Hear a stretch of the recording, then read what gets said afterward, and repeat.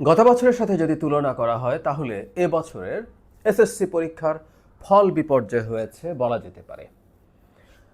এবছর পাশের হার সাকুল্যে ৬৮.৪৫%। আমরা গতবারের সাথে যদি তুলনা করি, গতবার ছিল ৮৩.০৩, মানে ১৫% পাশের হার কমে গেছে।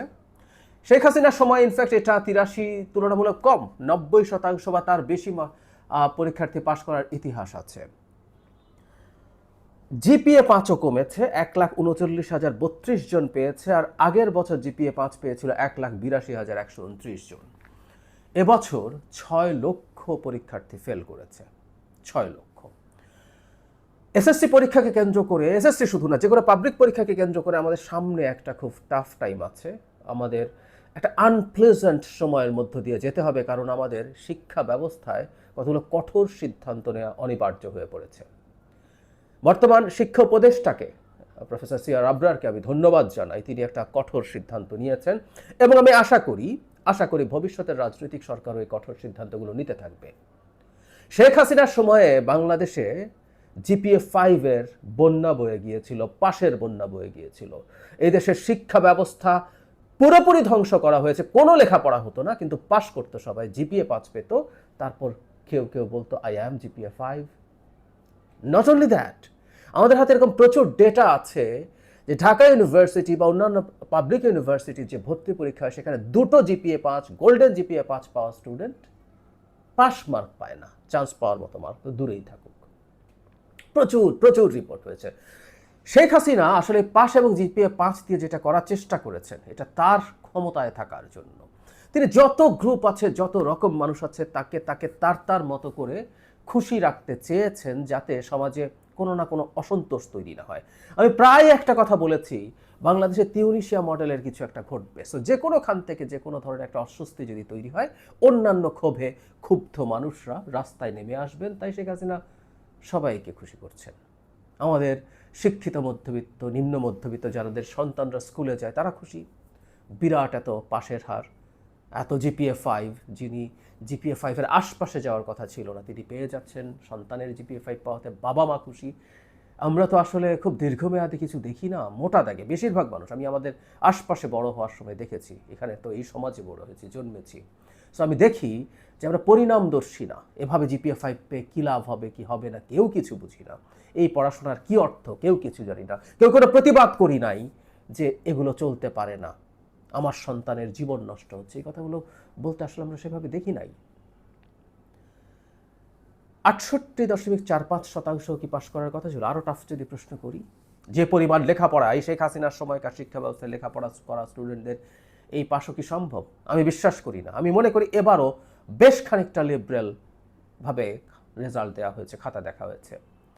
সব পাপ, মানে অকল্পনীয় সব পাপের ফলাফল, মানে কী কী হতো শুনলে অবিশ্বাস্য লাগে। প্রশ্ন ফাঁসের কথা তো আমরা জানি, কখনো কখনো সেটা হয়নি। বেসুমার দেখা দেখি করতে দেয়া হয়েছে, নকল করলেও টিচাররা ওভারলুক করেছে। টিচাররা ক্লাসে বলে দিয়েছেন। শুধু সেটা না, সরাসরি ইনস্ট্রাকশন দেওয়া হতো, নাম্বার কাটা যাবে না, নাম্বার দিয়ে ভরিয়ে ফেলতে হবে। গতকালই অন রেকর্ড একটা পাবলিক ইউনিভার্সিটির একজন ভিসি, আমাদের খুবই পছন্দের একজন মানুষ, টকশোতে ছিলেন। তিনি অন রেকর্ড বলেছেন তার স্ত্রী একটা স্কুলের হেডমাস্টার, তাদেরকে স্পষ্টভাবে বলা হতো নাম্বার দেওয়ার জায়গা না থাকলেও নাম্বার দিতে হবে। এরকম ঘরে ঘরে স্টোরি আছে। আমার এই ভিডিও যদি কোনো স্কুলের শিক্ষক দেখে থাকেন, তারা জানেন কিভাবে তাদেরকে ইনস্ট্রাক্ট করা হতো নাম্বার দিয়ে দেওয়ার জন্য। সো এই করে করে এটাকে ওই জায়গায় নিয়ে যাওয়া হয়েছে। হয়তো খুব রাতারাতি সরে আসা যায় না। এই রাতারাতি সরে আসলে আমি বিশ্বাস করি পাশের হার 50% হবে না, 50% হবে না, 40% বা তারও নিচে নেমে আসতে পারে। ইভেন আমরা যখন পড়াশোনা করেছি, পাশের হার তো 40-50%ই থাকতো। হঠাৎ করে বাংলাদেশে সুশিক্ষার বন্যা বয়ে গেছে তা কিন্তু না। এখন আসলে এই ইলুশন থেকে আমাদের বেরিয়ে আসতে হবে। শুধু তাই না, আমি ইলুশনের আরেকটা জায়গা বলি। ইভেন 1,39,000 জিপিএ 5, মানে আমাদের সময় মার্কসের ব্যাপার ছিল, ডিভিশন ছিল, স্ট্যান্ড ছিল। আমরা একটা কথা বলতাম তখনও আমরা এটাকে লজিক্যাল মনে করতাম। এটা না করে একটা সারা পৃথিবীর যে চর্চা, সেটা একটা রেঞ্জের মধ্যে নেওয়া, যাতে মোটা দাগে যোগ্যরা একই গ্রুপে থাকে কম বেশি। কারণ একটা পরীক্ষা তো হুটহাট করে নানান রকম পাল্টে যেতে পারে। সেই পরীক্ষা অন্য দিন দিলে তার মার্ক পাল্টে যেতে পারে, সেজন্য একটা রেঞ্জ হওয়া ভালো।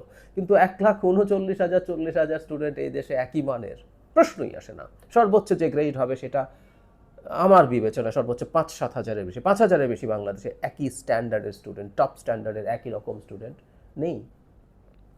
সেটা কোথায় 1,39,000? সো এগুলো যাবতীয় সব চর্চা বন্ধ করতে হবে, একদম সোজাসাপটা কথা, এগুলো বন্ধ করতে হবে। সামনে খুব টাফ একটা সময়, এবং আমি মনে করি সেই গ্রাউন্ডটা তৈরি করতে হবে, হতে হবে সমাজ থেকে। কারণ এখন কি দাঁড়ালো, আমি এবারকার কথা বলি, এবারকার পরীক্ষাতেই তো একটা সিগনিফিক্যান্ট চেঞ্জ হলো যে 15% কম পাস করেছে। সো গতবারের তুলনায় আমরা তো তুলনা করি, আমাদের বাবা মারা ঠিক অতটা সচেতন নন অনেকে, তারা তুলনা করবেন ওর সন্তান পাস করলো গত বছর, তুই এবার করতে পারলি না। এবার যে ভিন্নতা আছে সেটা জানেন না, তার সন্তান জিপিএ 5 পেল, তুই পেলি না, এই কম্প্যারিজনগুলো চলতে থাকবে। এবং সামনে যদি সরকার সত্যিকার অর্থে শিক্ষার ক্ষেত্রে এই টাফ সিদ্ধান্তটা নেয়, যেটা বেশ খানিকটা সার্জারির মতো, সমাজে কিন্তু ডিসকন্টেন্ট তৈরি হতে পারে, আমাদের বাবা মারা খেপে যেতে পারেন। কারণ আমি প্রায় বলছি অনেকেই পরিণামদর্শী নন, স্টুডেন্ট জিপিএ 5 পেয়েছে এতেই খুশি, এটার আলটিমেট প্রভাব কি, এটা যে তার জন্য প্রকারান্তরে ক্ষতিকর হচ্ছে সেটা তারা বিবেচনা করেন না। ফলে যে কাজটা করা দরকার, সমাজে প্রচুর আলাপ আলোচনা চলা দরকার, শোরগোল হওয়া দরকার, শিক্ষাবিদরা এইগুলো নিয়ে কথা বলা দরকার, সচেতন মানুষরা কথা বলা দরকার। আমরা যারা বুঝতে পারি শেখ হাসিনার ওই জায়গা থেকে আমাদের ফাইট ব্যাক করতে হবে। শেখ হাসিনার এই ধ্বংসপ্রাপ্ত দেশ থেকে আমাদের রিকনস্ট্রাক্ট করার সময় আমাদের অনেক ক্ষেত্রেই অনেক পেইনফুল কাজ করতে হবে, অনেক পেইনের মতো মধ্য দিয়ে যেতে হবে, খানিকটা সার্জারির মতো, যেটা পেইনফুল কিন্তু আমাদেরকে কিওর করবে। এই প্রস্তুতিটা সমাজে তৈরি করতে হবে। না হয় একটা গণতান্ত্রিকভাবে নির্বাচিত সরকার, সেটা যারাই আসুক না কারণ, তাদের জন্য এই জায়গায় হাত দেওয়া কঠিন হবে, কারণ তারা ভোটের রাজনীতি করেন, তাদের ভোট পেতে হয়। সুতরাং এই শোরগোল পলিটিক্যাল পার্টিগুলো তো করতেই হবে, সমাজের অন্যান্য মানুষকেও করতে হবে, যে ভবিষ্যতে আমাদের আরও কঠিন সিদ্ধান্তের দিকে যেতে হবে। আর এর চাইতে জরুরি কথা এখন যেটা যোগ করে রাখা ভালো, পাশের আর বাড়ুক, কিন্তু সেটা স্টুডেন্টরা পড়াশোনা শিখে বুঝে তারপর বাড়ুক।